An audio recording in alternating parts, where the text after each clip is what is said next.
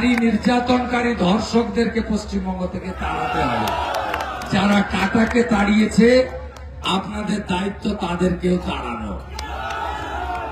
তাই আগামী দিনের এই নির্বাচনে আপনারা নরেন্দ্র মোদীজির নেতৃত্বে ভারতীয় জনতা পার্টিকে জেতাবেন এবং আমরা পূর্ব মেদিনীপুর জেলা মোদীজিকে হলদিয়ার সমাবেশে কথা দিয়েছি যে লোকসভাতে 15-1 ছিল, এবারে 16-0 করব, ফুল ফুটবে। এটাই আমাদের অঙ্গীকার। নেতা মোদের নরেন্দ্র মোদী জয় আমাদের লক্ষ্য, পরিবর্তন আমাদের সংকল্প।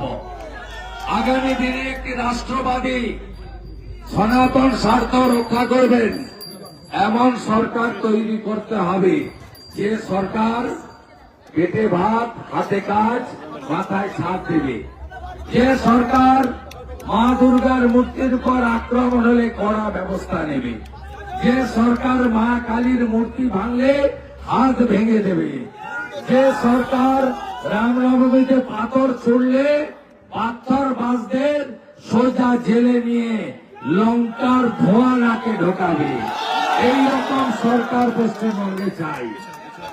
পশ্চিমবঙ্গের সমগ্র বাংলাদেশ সীমান্তে বেড়া দিয়ে সমস্ত বাংলাদেশি মুসলিমদেরকে খুঁজে খুঁজে খুঁজে বুলডোজারের মাথায় তুলে ওপারে পাঠানোর ব্যবস্থা করবে, এইরকম সরকার চাই।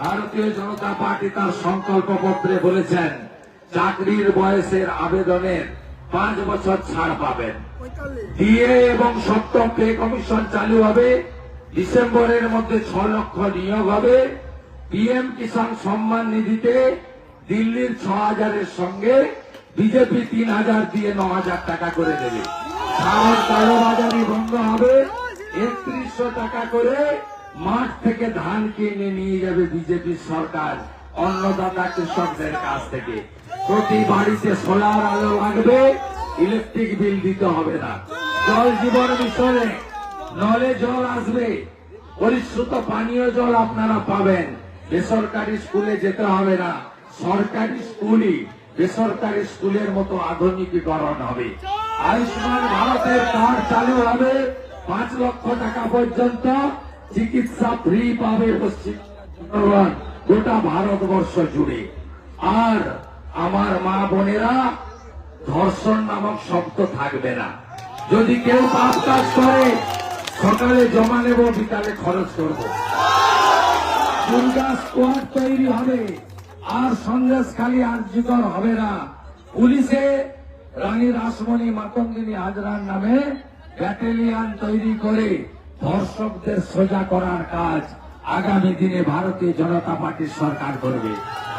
75 লাখ লাখপতি দিদি তৈরি হবে এবং মহিলারা 1 জুন থেকে 1,500 নয় 3,000 টাকা অ্যাকাউন্টে পাবেন,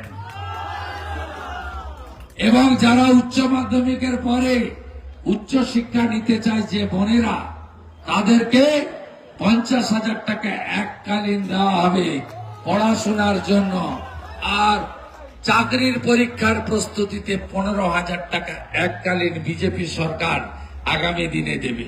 সরকারি চাকরিতে মহিলাদের 33% সংরক্ষণ ভারতীয় জনতা পার্টি সরকার দেবে। 8,65,000 বিশ্বকর্মার ফর্ম পড়ে আছে, আমরা কার্যকর করব। উজালা 1 এবং 2 400 টাকা কম দামের গ্যাস, 1,29,00,000 বোন দিদি পান, আরো 15 লক্ষ মহিলাকে 1 মাসের মধ্যে সরকার তৈরি, আমরা উজালা ফ্রি দিব, আরো 400 টাকা করে কম দামে গ্যাস পাবেন। বেকার যুবক যুবতীরা, মমতা ব্যানার্জি বলেছে 1,500 দেব, 5 বছর দেব, আমরা বলছি 1 জুন আপনাদেরকে 3,000 টাকা দেব, আর 5 বছরের কোনো গল্প নেই, যতক্ষণ না চাকরি দিতে পারছি ততক্ষণই আপনাদেরকে বেকার ভাতা দেব। এই গুন্ডাদের হাত থেকে বাঁচাবেন। তৃণমূলের যে চিটিং বাজটা দাঁড়িয়েছে এখানে, তোলাবাজ, অর্ধন্য মাকে একটা তৈরি করছে প্রাক্তন এমএলএ, এত বড় তোলাবাজ, ওর কাছে কিছু নেই, নৈতিকতা নেই, চরিত্র নেই, আদর্শ নেই, নেই, সংকল্প নেই। একটা জিনিস আছে, চুরির টাকা। আর সুব্রত পাইকের কাছে হিন্দুত্বের আদর্শ আছে, রাষ্ট্রবাদের আদর্শ আছে, সনাতন সংস্কৃতি আছে, সততা আছে, নিষ্ঠা আছে। পাকা বাড়ি নেই, মোটর সাইকেল নেই, ভাঙা সাইকেলটুকু পর্যন্ত নেই। ইনার কাছে সব আছে, শুধু টাকা নেই। ভোটটা আপনারা করবেন, টাকা জিতবে না, আদর্শ জিতবে। টাকা জিতবে না, সনাতন জিতবে। টাকা জিতবে না, রাষ্ট্রবাদ জিতবে। এই প্রার্থনা রেখে আপনাদের সকলকে ধন্যবাদ দিয়ে ভবানীপুরের জন্য আশীর্বাদ। আর নন্দীগ্রামে যদি কোনো আত্মীয় স্বজন থাকে তাহলে সবাইকে বলে দেবেন ওখানে ইভিএম আমার 1 নম্বরে নাম আছে, বোতাম টিপে যেন আমাকে ভোট করে।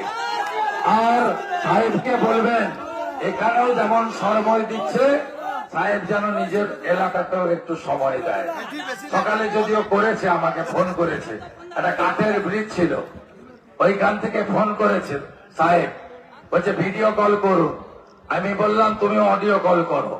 বললো এই কাঠের ব্রিজটা পাকা করতে হবে।